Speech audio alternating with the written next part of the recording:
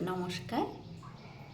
ঘরকন্যা ডায়েরিতে আজকে একটি নতুন দিনে নতুন সকালে সকলকে স্বাগতম জানাচ্ছি।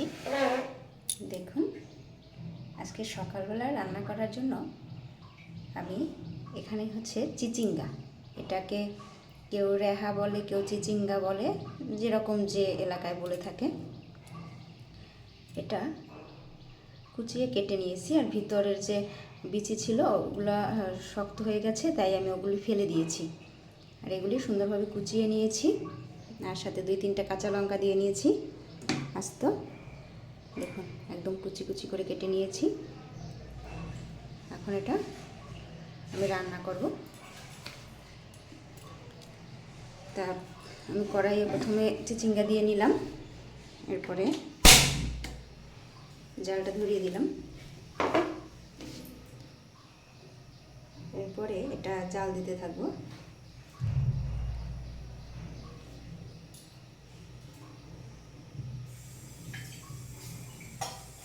এটা সিদ্ধ হওয়ার জন্য একটু জল দিয়ে দেবো, যেহেতু একটু শক্ত হয়ে গেছে তাই একটু জল দিয়ে দেবো, সিদ্ধটা হবে ভালো। একটু জল দিলাম।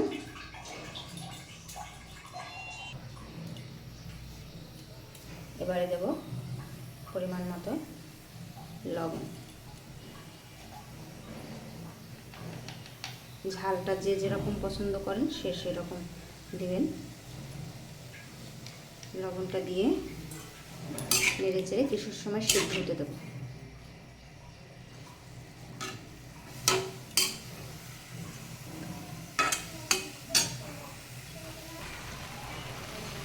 দেখুন, এটাকে আমি লবণ দিয়ে সিদ্ধ হতে দিয়েছিলাম।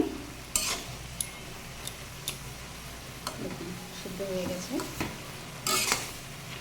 আর কালারটাও একটু চেঞ্জ হয়ে গেছে।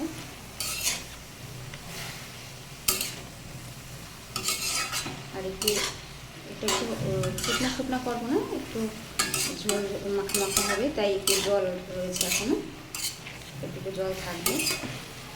এখন আমি এটাকে তুলে নেব। দেখুন, এই যে এখানে আমার এই রান্নাটা করার জন্য লাগবে একটু সাদা তিল বাটা, আর এটা আমি লবণ দিয়ে ভাপ দিয়ে তুলে নিয়েছিলাম। এবারে কড়াইয়ে দিয়ে দেব তেল।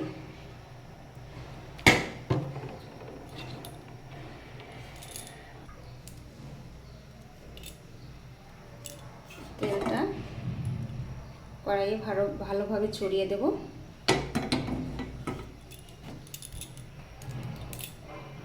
আর এখানে নিয়েছি কালো জিরে। তেলটা গরম হয়ে গিয়েছে, পরে কালো জিরেটা দিয়ে নেব।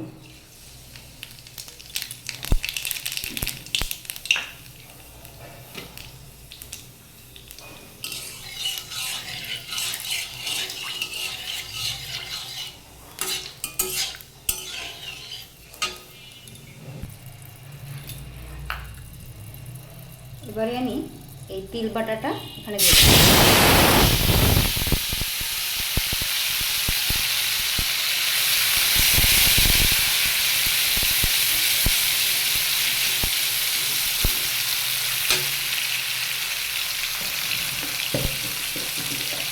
আর দিয়ে দেবো একটু হালকা লবণ, যেহেতু তিলে একটু লবণ দরকার পড়বে বাটা করতে আমি।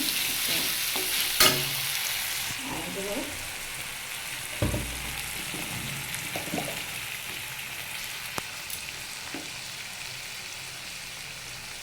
হলুদ, পরিমাণ মতো হলুদ দিয়ে দেবো। যেহেতু আমি এখানে এটায় হলুদ দিইনি, তাই এখানে হলুদটা দিয়ে দিচ্ছি। আর খুব বেশি হলুদের দরকার পড়বে না, যেহেতু এখানে তিল বাটা দেওয়া, আর রেহাতে বেশি হলুদ দরকার নেই। হলুদ দিয়ে নিলাম। এখন এটাকে ভালোভাবে একটু নেড়ে চেড়ে নেব।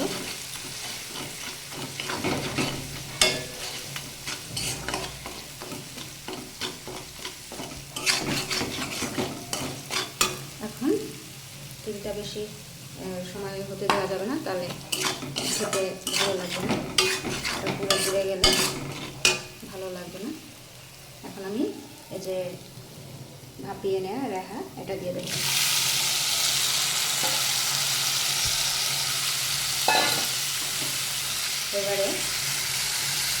চুলার আঁচ বাড়িয়ে দিয়ে বেশ কিছু সময় হতে দেবো।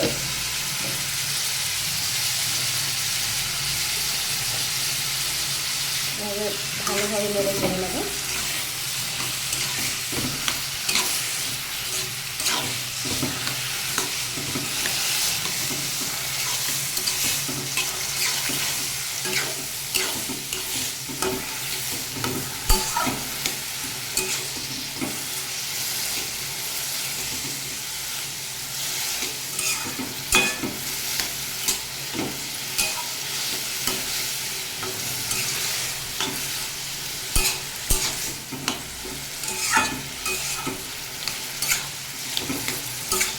এবারে ঢাকা দিয়ে আর কিছু সময় হতে দেবো, তারপরে নামিয়ে নেব।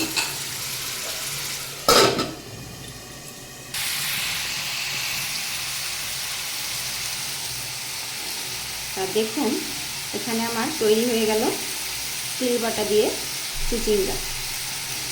যারা নিরামিষ আহার গ্রহণ করেন তাদের জন্য এটা খুবই মানে উপযুক্ত খাবার।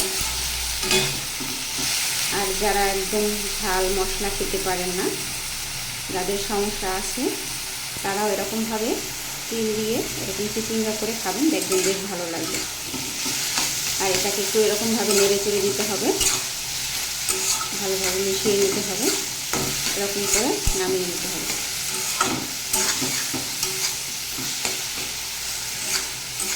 এক্ষেত্রে আপনারা ঝাল আপনাদের পরিমাণ মতো ব্যবহার করবেন।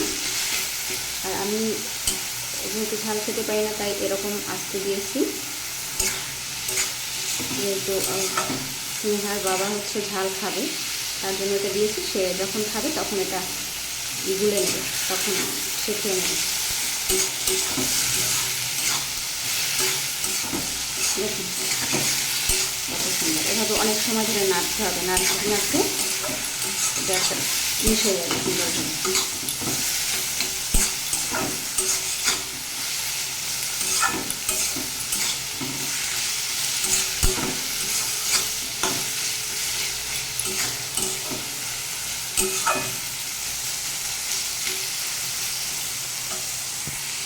তা ভিডিওটি কেমন লাগলো কমেন্ট করে সকলে জানাবেন, আর সকলে ভালো থাকবেন। যারা যারা ভালো কমেন্ট করেন তাদেরকেও অসংখ্য ধন্যবাদ পাশে থাকার জন্য। পাশে থাকবেন, সকলে ভালো থাকবেন, সুস্থ থাকবেন। নমস্কার।